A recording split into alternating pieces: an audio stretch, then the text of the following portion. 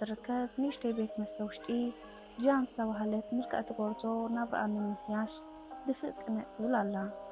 ሓደ ግዜ ብዝጋጠማ ዕድል ምኽንያት ህይወታ ንኽትቅይር ትጅምር። ግን ህይወታ ክትቅይረሉ ዝሃረፈት ስራሕ ከም ዝተጸበየቶ ኮነላ ዘይምኽኣሉ ኣብ ከቢድ ሓደጋ ትወድቕ። ሰላም ወትኸበርኩም ተኸታተልቲ ኤቨን ሚድያ ከመይ ትኾኑ? ሰላም ክትኮኑ ናይ ወትሪ ትምኒትና እዩ። ሎም እምበኣር ኣብ 2015 ዝወፀት ዘ ፐርፌክት ፕሮፖዛል ዘርእስታ መሳጢ ናይ ወንጀል ፊልም ኢና ክንርኢ። ከምቲ ልሙድ ላይክ፣ ሼርስ፣ ኮመንት ምግባር እቶም ሓደሽቲ ኣባላትና ዝኾንኩም ድማ ሳብስክራይብ ንኽትገብሩ ብትሕትና ንሓትት። ንእትደልይዎ ሕቶን ርእይቶን ድማ ኣብ ኮመንት ሓፍልና። እቲ ታሪክ ክጅምር ኣብ ሓንቲ ንእሽተይ ቤት መስተ ጃን እትበሃል ጽብቕቲ ምፍዕትን ጓል ወይተር እናሰርሐት ንርኢ። ጃን ዋላ እውን ብዲግሪ ዝተመረቐት እንተኾነት መሓዙታን ናይ ቢዝነስ መሳርሕታን ዘውረዱላ ብዙሕ ክሳራ ምኽንያት ዕድኣ ንምኽፋል ወይተር እናሰርሐት ክብድ ዝበለ ናብራ እናመርሐት ንርኢ። ሓደ ምሸት መሓዛ ጃን ናይ ስራሕ ዕድል ብምርኣያ ንጃን ንኽትፍትኖ ትነግራ። ጃን ዋላ መጀመርያ ነቲ ስራሕ እንተዘይፈተወቶ ደሞዝ ግን ጽቡቕ ስለ ዝኾነ ንዘለዋ ዕዳ ንምሽፋን ብምባል ንኽትፍትኖ ወሰነት። ድሕሪ ዝተወሰነ መዓልቲ ኣብቲ ናይቲ ስራሕ ቃለ መጠይቕ ትገብረሉ ቦታ በጽሐት። ብድሕሪ እዚ ምስቲ ኪም ዝተባህለ ናይቲ ስራሕ ኣካያዲ ብኣካይድኡ ግን ሕጋዊ ዘይኮነ ትራኸብ። ኣብቲ ቃለ መሕተት ኪም ምስ ኣቦኡ ዘለዎ ናይ ስራሕ ሓላፍነት ምዝርዛር ይጅምር። ጃን ብወገና ነቲ ስራሕ ዝተቐበለትሉ ምኽንያት ብዝርዝር ከይሓብአት ኩሉ ትነግሮ። ብዙሕ ዕዳ ከም ዘለዋን ነቲ ዕዳ ግዴታ ክትከፍሎ ከም ዘለዋን ብዝርዝር ተረድኦ። ኪም ብባህሪ ግሉጽነታ ኣዝዩ ይግረም፣ ከንቃውን ግዜ ወሰደሉን። ንዝርዝር ሓበሬታን ስምዕን መዓልቲ ቆፂሩላ ይፈላለዩ። ኣብ ዝቕፅል መዓልቲ ኣብ ዝተቓፀረሉ ግዜ ይራኸቡ። ግን ስለ ሰራሕተኛን ኣስራሓይን ዝነበረ ዕላሎም ሃንደበት ይቕየር እሞ ኪም ነብኡ ክትምርዓዎ ከም ዝደልያ ገለጸላ። ምስ ኣቦኡ ሓዳር እንተጌራ ናይ ኣቦኡ ሃብቲ ሕጋዊት ወራሲት ክትከውን ከም እትኽእል ነቲ ዝወረሰቶ ብማዕረ ክልቲኦም ከም ዝማቐሉን ይነግራ። ንሱ ሕጋዊ ወዲ ስለ ዘይኮነ ናይ ኣቦኡ ሃብቲ ክወርስ ከም ዘይክእልን ካልእ ከዓ በዲኡ ብሰንኪ ኣቦኡ ስለ ዝሞተት ናታ ሓነ ክፈዲ ስለ ዝደልን ብዝርዝር የረድኣ። ኣብ መጀመርያ ጃን ኩሉ ዝተለሞ ከም ዘይተቐበለቶን ናብ ከምዚ ዓይነት ነገር ክትኣቱ ከም ዘይትደልን ነጊራቶ ትኸይድ። ዳሕራይ ግን ምስቲ ዘለዋ ብዙሕ ዕዳ እዚ ዕድል ክትጥቀመሉን ናይ ዕዳኣ ጉዳይ ንሓንሳብን ንሓዋርን ክትዓጽዎ ትውስን። ኣብ ዝቕፅል መዓልቲ ናብ ዘመናዊ ዝኾነ እንዳ ጨጉሪ ሒዝዋ ይኸይድ። ሓድሽ ናይ ጨጉሪ ስታይል የቕርጸላ እሞ ሓደሽቲ ክዳውንትን ቦርሳን ይገዝኣላ። ኣቦኡ እንታይ ዓይነት ጓል ከም ዝፈቱ ኣጸቢቑ ስለ ዝፈልጥ ብዝከኣሉ መጠን ነብኡ ክትማርኽ ከም እትኽእል ይገብራ። ብድሕሪ ጃን ብሓድሽ ስታይልን መንነታን ንናይ ኬን ኣቦኡ ልቢ ንኽትማርኽ ናብ ሳኩ ኣቕንዐት። ጃን ኣብቲ ቦታ ምስ በጽሐት ጽቡቕ ኣቀባብላ ይገብሩላ። ኣብዚ ከምዚ ኣጋጣሚ ናይ ሳኩ ቤተሰብ ሓደጋ በፂሕዎም ከም ዝነበረን ድሕሪ እቲ ሓደጋ ድማ ሳኩ ንገዝኡ ከም ዝተመለሰን ኣብታ መርከብ ከም ዝነበረን ንርዳእ። ኩሎም ናይ ሳኩ ቤተሰብን ናይታ መርከብ ኣባላትን ብናይ ጃን ምምጻእ ሕጉሳት ነበሩ። ሳኩ ግን ብምድንጓያን ምኽንያት ነድሪ ብዝተሓጎሶ ይቋየቋ። ጃን ድማ ብከምዚ ዓይነት ዝርርብን ኣብ ክዛረባ ከም ዘይብሉን ብስነ ስርዓት ክዛረባ ከም ትነግሮ። ሳኩ ብኣዘራርባኣ ምኽንያት ንጃን ብኽፉእ ዓይኒ ክጥምታ ይጅምር። ኣብ ቀጻላይ ጃን ብዩሚ ዝተባህለት ሰራሕተኛ ምስ ኩሎም ኣባላት መርከብ ከም እትላለ ገበረት። ኣብ ክፍላ ምስ ኣተወት ድማ ምስቲ ዝዓለምዎ ስራሕ እናሓሰበትን እናሰላሰለትን ድሕሪ ምጽንሓ ድሕሪ ዝተወሰነ ግዜ ኪም ይመጽእ እሞ ዕላል ይጅምሩ። ጃን ከዓ ሳኩ ብዙሕ ደስ ዘይብል ባህሪ ከም ዘለዎ ትነግሮ።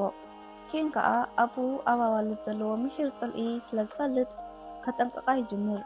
ኩለን ኣዋልድ ንሰልዲለን ከም ዝቐርብኦ ስለ ዝሓስብ ንሳ ኣብ ገንዘብ ዘለዋ ኣረኣእያ ግዲ ከም ዘይብላ ንኽትከውን የጠንቅቓ። ኣብ ቀጻሊ ጃን ናይ ሳኩ መጠን ናይ ደም ንዓቀነት ሳኩ መፍትሕ ንኽትህቦ ይእዝዛ። ጃን ግን መፍትሒ እንተሂባቶ ሽጋራ ከም ዘስሕብ ስለ ዝፈለጠት ኣበየቶ። ሳኩ ንእሽተይ ብምሕራቕ ሰልድን ዳይመንድ ናይ ክሳድን የርያ እሞ መፍትሕ እንተሂባቶ ከም ዝህባ ይነግራ። ጂያን ግን ሕጂውን ኣብየቶ። ሳኩ ከዓ ንመጀመርያ ግዜ ምስኡ ዝተመላለሰት ሰራሕተኛ ጂያን ብምዃና ብሕርቃን ካብቲ ገዛ ንኽትወፅእ ብዓውታ ይነግራ። እናወፀትን ከላ ድማ ሸሓኒ ድርብየላ እሞ ኣብ ማዕፆ ተጋጩ ይስበር። ጂያን ኣዝያ ሰንቢዳ ናብ ኪም ብምኻድ ትነግሮ። ሳኩ ክሰጓ ከም ዝኽእል እውን ገለጸትሉ። ኪም ግን እቲ ፀወታ ገና ኣብ ምጅማር ከም ዘላን ሓቦ ክትገብር ከም ዘለዋን የደፋፍራ። ከም መዓልቲ ናብ መዓልቲ ሳኩ ንጂያን እናኣመናን ልቡ እናኸፈተላ ምምፃእ ይጅምር።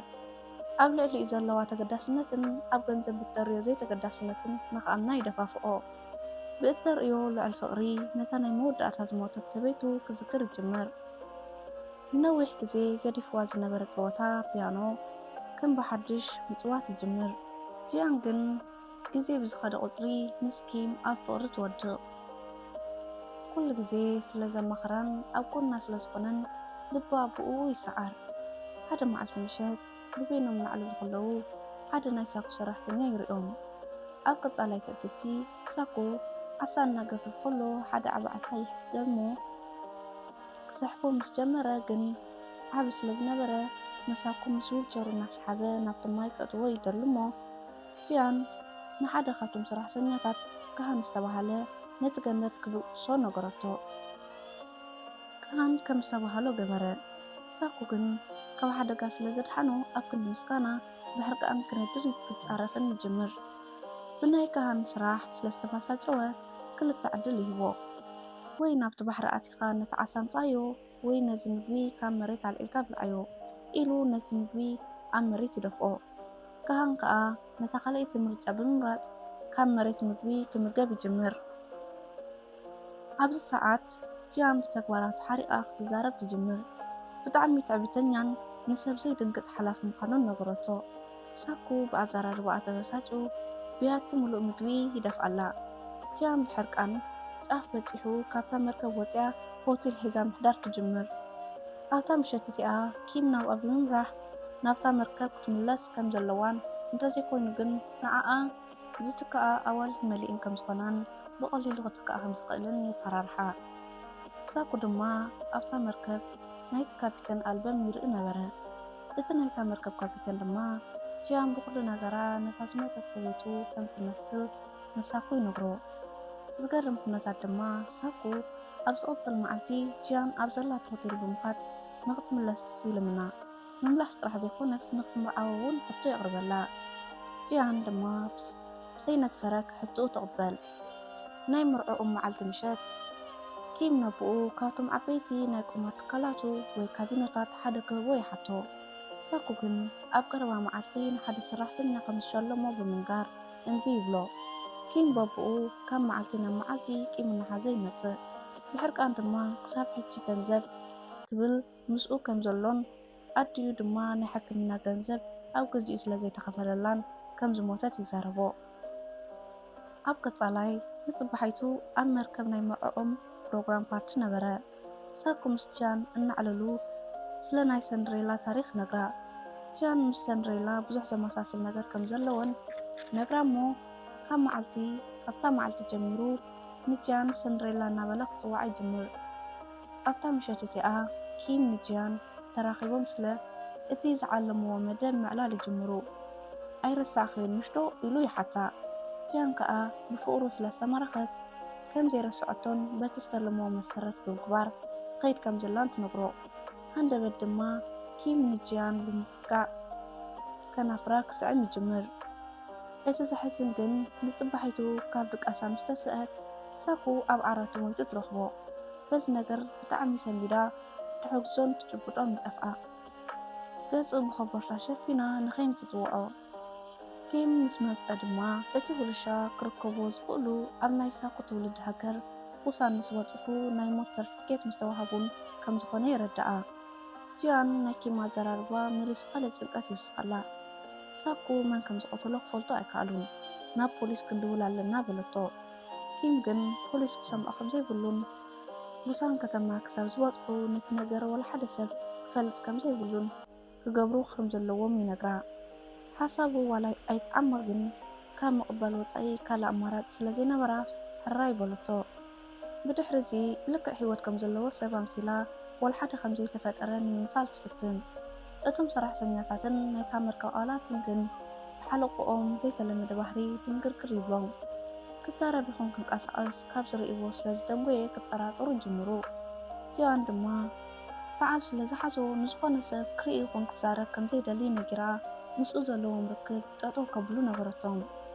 ኣብ ገዛ ምስ በፅሑ ኪም ንጂያን ንሳኩ መርፍእ ክትወቅኦ ከም ዘለዋን እቲ መርፍእ ሳኩ ከም ዝሞተሉ መዓልቲ ንኸይፍለጥ ከም ዝጠቕሞም ይረድኣ። እንተዘይወግአቶ ግን መዓዝ ከም ዝሞተ ስለዝፍለጥ ክጥርጥሩ ከም ዝኽእሉ ኣጠንቀቓ። ጂያን ጭንቀት ኣብ ልዕሊ ጭንቀት እናተደራረባ ትሕዞን ትጭብጦን ስለዝጠፍኣ ናይ ኪም ትእዛዝ ከም ዘለዎ ተቐበለቶ። ግን ነቲ ነገር ብጣዕሚ ዝጠርጠረት እታ ናይ ቀረባ ናይ ሳኩ ጸሓፊት ብሕቡእ ንፖሊስ ኣመልከተት። ዳሕራይ ኪም እቲ ናይ ሞት ሰርቲፊኬት የሳልጦ ከም ዘሎ ይነግራ። ግን ፕላኖም ቅድሚ ምዝዛሙ ፖሊስ ናብ ገዝኦም ይመፁ። ነቲ ገዛ ድሕሪ ምፍታሾም ከዓ ናይ ሳኩ ሬሳ ምስ ረኸቡ ከም ዝሞተ የረጋግፁ። ጂያን ድማ ብናይ ሳኩ ሞት ተጠርጢራ ትተሓዝ። ብድሕሪ እዚ ጂያን ካብቲ ዘላቶ ኪም ከውፃኒ ብምባል ነቶም ፖሊስ ናብ ኪም ከም ዝድውሉ ገበረት። እቲ ዘሕዝን ነገር ግን ኪም ኣብ እስር ቤት ምስ በፅሐ ናይ ኣቦኡ ቀታሊት ንሳ ከም ዝኾነት ክሲ ይምስርተላ። ንገንዘብ ክትብል ብጭካነ ከም ዝቐተለቶ ይነግሮም። ነዚ ኩሉ ክትሰምዕ ዘይትፅበይ ጂያን ምእማኑ ከቢድዋ ፌንት ትወድቕ። ካብ ዝወደቐትሉ ምስ ተስአት ንነብሳ ኣብ ሆስፒታል ትረኽባ። ኪም ድማ ወልሓደ ከመይ ዝገበረን ኣብ ጎና ኮፍ ኢሉ ይዕዘባ። ንምንታይ እዚ ሓሶት ከም ዘድልዮ ምስ ሓተተቶ ኪም ከዓ ነብኡ ባዕሉ ከም ዝቐተሎን እዚ ኩሉ ፕላን ካብ መጀመርያ ከም ዝነበረን ነብኡ ብምቕታል ነቲ ሃብቱ ካብ ኣቦኡ የውፅኦ። እቲ ውርሲ ናብ ሰበይቱ ምስ ሓለፈ ከዓ ንዓኣ ብናይ ኣቦኡ ሞት የእሲሩ ጠቕላላ እቲ ሃብቲ ናብኡ ከም ዝኣቶ ንክገብር ናይ ነዊሕ ፕላኑ ከም ዝነበረ እናሰሓቐ ይነግራ። ጂያን ድማ በዚ ነገር ልባ ምስባሩ ጥራሕ ዘይኮነስ እቲ ተፍቅሮ ኣብ ዝኩሉ ሽግር ከውድቓ ብምኽኣሉ ንምቕባሉ ይኸብዳ። ጂያን ኣብቲ መርከብ ሓሪቓ ንሳኩ ክትዛረቡ ከላ ብድምፂ መሊኡ የስምዖም። እዚ ኩሉ ነገር እንተበፅሓ ጂያን ግን ተስፋ ክትቆርፅ ኣይደለየትን። እዞም ካልኦት ሰራሕተኛታት ንክሕግዙኒ እዮም ብምባል ናብ ሃይጂን ደወለት። ኣብቲ ናይ ቀብሪ ስነ ስርዓት ንክትርከብ ክትተሓባብራ ሓተተታ። ሃይጂን ከዓ ሕራይ ብምባል ናብ ናይ ሳኩ ቀብሪ ስነ ስርዓት ንክትሳተፍ ነቶም ፖሊሳት ተፍቅደላ። ብድሕሪ እዚ ጂያን ምስ ሳኩ ካብ ዘሕለፈቶ ፅቡቅ ግዜያትን ንሃይጂን ክትነግራ ትጅምር። ኣብ መንጎ ድማ ሳኩ ነቶም ዝኣምኖም ሰባት ጥራሕ ዘዕልሎ ዕላል ጂያን ምስ ተዛረበት ሃይጂን ክትፅብት ትጅምር። ምክንያቱ ሳኩ እዚ ነቶም ዝኣምኖም ሰባት ጥራሕ ከም ዝዛረብ ስለ ትፈልጥ። በዚ እውን ጂያን ካብ ደም ነፃ ምዃና ትርዳእ እሞ ጠበቓ ትቆፅረላ ትወስን። ካህን ዝተባህለ ሰራሕተኛ ናብ ኪም ብምኻድ ኣብ ናይ ፉሲ ዝተባህለት ከልቢ ናይ ክሳድ ሕቡእ ካሜራ ከም ዘሎን ቀታሊ መን ከም ዝኾነን ብኡ ምፍላጥ ከም ዝከኣል ይነግሮ። እዚ ነገር ንኻልእ ንኸይነግር ብምባል ኪም ንካህን እውን ይቐትሎ። ቀፂሉ እውን ንሹሚ ብናይ ካልእ ሰብ ቴሌፎን ብምድዋል ነታ ከልቢ ሒዛ ናብቲ መርከብ ንክትመፅእ ይገብር። ሹሚ እውን መሬት ሰላም ኣሎ ብምባል ምስ ኣፍቃሪኣ ናብታ መርከብ ትበፅሕ። ዝተዳለወላ ናይ ሞት መፃወድያ ኣይፈለጠትን ነይራ። ተተሓሒዞም ናብ ውሽጢ ምስ ኣተዉ ኪም ብድሕሪኦም መፂኡ ንክልቲኦም የጥቅዖም። እታ ከልቢ ግን ስለዝሃደመት ክሕዛ ኣይከኣልን። እናደለያ ከሎ ከዓ ሹሚ ኣብ ክሳዱ ተሃርሞ እሞ ነታ ከልቢ ሒዛ ካብታ መርከብ ምስ ኪም ክትጎያ ትጅምር። ድሕሪ ዝተወሰነ ኪም ነታ ከልቢ ሒዛ እሞ ካሜራ ክደሊ ይጅምር። ነገር ግን እቲ ካሜራ በታ ጸሓፊት ሃይጂን ተወሲዱ ነይሩ። ኪም ከዓ ንሃይጂን እናጎየ ይሕዛ እሞ ክበኣሱ ይጅምሩ። በዚ ሰዓት ሹሚ ካብቲ ዝወደቐቶ ትበራበር እሞ ብዓቢ መጥበሲ ባዲላ ርእሱ ተሃርሞ እሞ ፌንቲ ይወድቕ። ኣብ ናይ መወዳእታ ትዕዝብቲ ጂያን በቲ ኣብታ ከልቢ ዝነበረ ካሜራ ምክንያት ኣብ ቤት ማእሰርቲ ትወፅእ። ናይ ሳኩ ሙሉእ ሃብቲ ንክትወርስ እውን ሕጊ ይፈቕደላ። ኪም ብናይ ኣቦኡ ሞት ናብ ቤት ማእሰርቲ ይኣቱ። ጂያን ድማ ናብቲ ቤት ማእሰርቲ ብምኻድ ንኪም ትበፅሖ። ክሳብ እታ ሰዓት እቲኣ ክልተ ዘይተመለሱ ሕቶታት ነይሮማ። እቲ ሓደ ኪም ንሳኩ ንምንታይ ከም ዝቐተሎ ምክንያቱ ከዓ ንሳ ነቲ ሃብቱ ምስ ወረሰቶ ስለተካፍሎ። ካልኣይ ድማ እቲ ኩሉ ዝሕለፍዎ ናይ ፍቕሪ ግዜ ናይ ብሓቂ ድዩ ዝፈትዋ ነይሩ ትሓቶ። ኪም ከዓ ነብኡ ዝቐተለሉ ምክንያት በዲኡ ሞት ንሱ ተሓታቲ ስለዝነበረን እቲ ተፍቅረን ኔርካ ዶ ዝበለቶ ከዓ ብህይወቱ ሓደ መዓልቲ ዋላ ፈቲዋ ከም ዘይፈልጥን ኣብ ዓለም ካብ ዘለዋ እንስሳ በይና ዋላ እንተትርፍ እውን ከም ዘይትንክፋ ገለጸላ። እዚ ኣዘራርብኡ ንናይ ጂያን ልቢ ይሰብር። ብዝተሰበረ ልብን ፈተና ብዝመልኦ ህይወታ እናሰሓቐት ካብቲ ቤት ማእሰርቲ ትወፅእ። ብዝተመነየቶ ኩሉ ሃብቲ ኣብ ኢዳ ይኣቱ። እቲ ታሪኽ ኣብዚ ይውዳእ።